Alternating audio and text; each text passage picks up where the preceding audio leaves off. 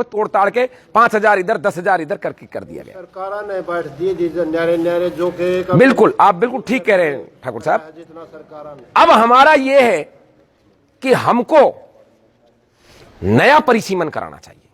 उस नए परिसीमन के तहत हमारी सीटें ठीक हो। 17 लोक विधानसभा तो रिजर्व हैं, उनमें से 5 ऐसी हैं भवानी खेड़ा जैसी कि जिनको राजपूत चाहें जिसके तले किसी के भी तिलक कर दें तो वही जीत जाए। लेकिन जी अब हम कैसे तिलक कर दें, हमारे पास तो झंडा नहीं है। चौधरी ओम प्रकाश चौटाला ने झंडा बनाया देवीलाल जी के कहने पर और उसका नाम इनेलो है। और जब झंडा बन गया तो आपने देखा होगा कांग्रेस ने भी अपना मुख्यमंत्री भजनलाल को हटा के चौधरी भूपेंद्र हुड्डा को बना दिया। हमारे जाट भाइयों को दोनों तरफ से फायदा हुआ कि नहीं हुआ? मायावती ने, जब से कांसीराम मायावती ने बहुजन समाज पार्टी बनाई है, हर आदमी जय भीम करता फिर रहा है। नहीं तो पदे कदे आपने सुना पहले ये चीज? दोनों तरफ से हमारे दलित भाइयों को फायदा हो रहा है। उधर मुलायम ने जब अहीर के लिए समाजवादी पार्टी बना दी, आज आप देख रहे हो मुलायम भले ही 5 सीट जीते हो, लेकिन हमारे यादव भाई 45 पहुंच गए लोकसभा के अंदर। क्यों पहुंच गए? कांग्रेस भी टिकट दे रही है, बीजेपी भी दे रही है, बीएसपी भी दे रही है, जेडीयू भी दे रहा है, सब देंगे उनको। तो ये स्थिति कब आती है? जब अपना झंडा हो, और जिनके झंडे होते हैं उन्हीं के डंडे होते हैं। भाई जिनका झंडा होगा उन्हीं का तो डंडा होगा। मायावती ने झंडा बनाया, मुलायम ने झंडा बनाया, झंडा रामविलास पासवान ने बनाया, और उस झंडे का परिणाम देखो आप। जब लोकसभा में दलित एक्ट की बात आई, सुप्रीम कोर्ट ने कहा पहले जांच फिर गिरफ्तारी, लेकिन पासवान ने लक्का ठोक दिया, बोले ना इसको बदलो और इसको कड़ा करो। और मोदी जी जैसी सशक्त सरकार को दबाव में आकर हमने देखा पिछले वर्ष उन्होंने बदल दिया उसको। यह फर्क होता है झंडे का। हमने भी बहुत बड़े बड़े आंदोलन किए, पद्मावती वाले मुद्दे पर पूरा देश का क्षत्रिय रोड पर था, इस गांव के भी थे, सभी गांवों के लोग थे। लेकिन क्या वो फिल्म रुकी? नहीं रुकी। क्यों नहीं रुकी? क्योंकि हमारा कोई झंडा ही नहीं था जो अपना डंडा खींचता। हम तो दूसरी पार्टियों के नीतियों के तहत और उनकी मैनिफेस्ट के तहत चुने जाते हैं, और उनका मैनिफेस्ट ये कहता है ठाकर को जितना कुचला जाए कुचल लो, बढ़िया रहेगा इसको कुचलने में।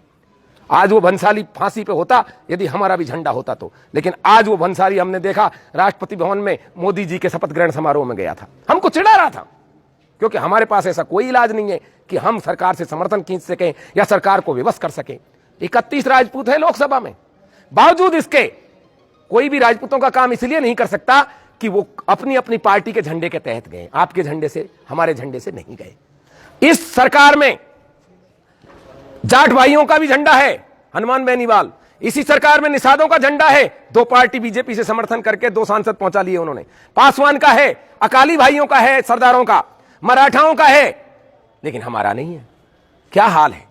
जो हमारे झंडे हुआ करते थे, लोग हमारे झंडे के नीचे लड़ते थे, आज हमारा ही झंडा नहीं है। झंडे का फर्क यह होता है, राजा मान सिंह जी और हम हकीम खान सूर दोनों अलग अलग लोगों के झंडे लेके आए। राजा मान सिंह जी किसका झंडा लेके गए? अकबर का। और हकीम खान सूर किसका झंडा लेके आए? महाराणा प्रताप का। दोनों में युद्ध होता है, यदि हकीम खान सूर जीतते हैं तो झंडा किसका पहनाया जाएगा? महाराणा प्रताप का, राजपूताना झंडा फहराया जाएगा। और मान सिंह जी जीतते हैं तो झंडा किसका फहराया जाएगा? अकबर का। अकबर सारा पिजन्या सा था, कभी महाराणा का सामना करने की उसकी हिम्मत नहीं थी, लेकिन देखो उसकी चालबाजी, झंडा थमा दिया मान सिंह जी को। मान सिंह जी ने दुनिया जीत ली, लेकिन किसके लिए जीती? अकबर के लिए। झंडा किसका टेक दिया? अकबर का। और यही कारण है कि वो सारा काल मुगल काल कहलाता है। बादशाह कौन कहलाता है? अकबर कहलाता है। ये झंडों की लड़ाई है। आज भले ही हमारे 31 राजपूत हों वहां, लेकिन वो हमारे झंडे के नहीं है, किसी और झंडे के हैं। आज ये राजपूत युवा बेरोजगार घूम रहे हैं। क्यों घूम रहे हैं बेरोजगार? इसलिए बेरोजगार घूम रहे हैं कि आगे से इनकी पैरवी करने वाला कोई है नहीं। ये वही हरियाणा है कि एक मुख्यमंत्री कहते थे यदि हरियाणा पुलिस में भर्ती होना है तो जाटनी की कोख से पैदा होना पड़ेगा। कहते थे कि नहीं कहते थे? आप बताइए। अभी क्या मतलब हुआ? ये जाटनी की कोख में जाए? भगवान ने जहां पैदा किया वहीं तो जाएगा ना आदमी। भाई ठुकरानी की कोख इनको मिली, इसमें इनकी कोई गलती है क्या? लेकिन इस चीज को आज दंड बनाकर पेश किया जा रहा है। ओम प्रकाश जी चौटाला जेल में हैं, किस खुशी में है? शिक्षक भर्ती घोटाले में, और सारे लोग उनका मजाक उड़ाते हैं। ये मजाक उड़ाने का विषय नहीं है, ये सीखने का विषय है।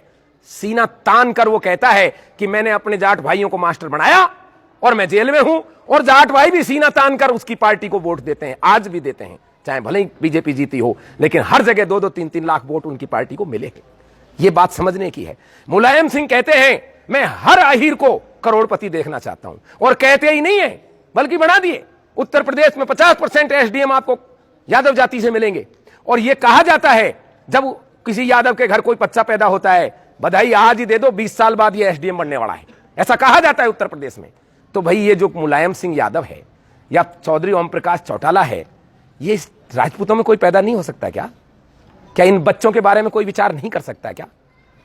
ऐसे व्यक्ति की आज अपने समाज में जरूरत है जो अपना झंडा इन बच्चों के डंडे के ऊपर टांग कर, खम ठोक कर यह कह दे कि मैं भी भर्ती करूंगा बच्चों को, मैं भी घोटाला करूंगा, मैं जाने के लिए तैयार हूं जेल में, मैं मरने के लिए तैयार हूं। ऐसे व्यक्ति की एक दरकार है कि नहीं? यहां जरूरत है या नहीं बताइए? यदि जरूरत है तो क्या अपने पास है नहीं ऐसा व्यक्ति?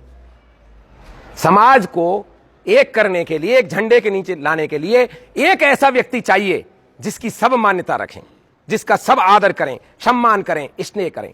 हमारे अनेक सामाजिक संगठन हैं और पूरे शक्तिवान हैं। 5 लाख की भीड़ इकट्ठी हो गई आनंदपाल फेक एनकाउंटर में, लेकिन कोई भी नतीजा इसलिए नहीं निकला क्योंकि हमारे पास कोई राजनीतिक शक्ति या सत्ता में हमारी भागीदारी नहीं थी।